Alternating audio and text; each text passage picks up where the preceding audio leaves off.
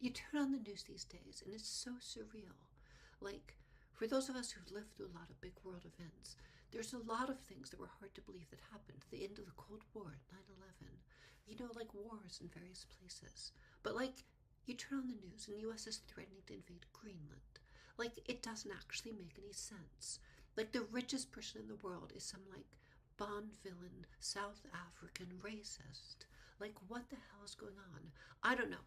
Anyways, being in a group that is one of the more targeted groups in this country is also pretty weird because it doesn't make any sense. And it doesn't even figure out, it's hard to even figure out, like, how I'm being targeted, right?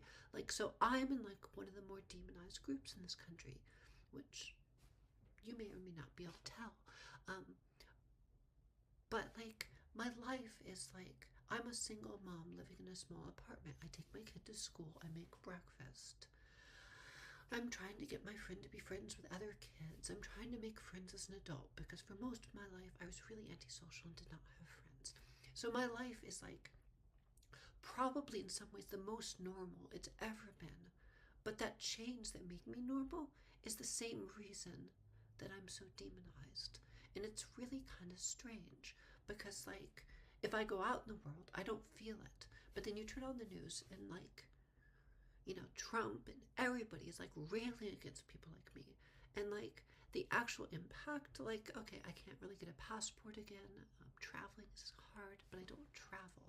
I want to travel now. I used to not want to travel. But like, it's a very surreal feeling being in a targeted group or on the other hand just blending in and being normal. Because like, it's not necessarily scary.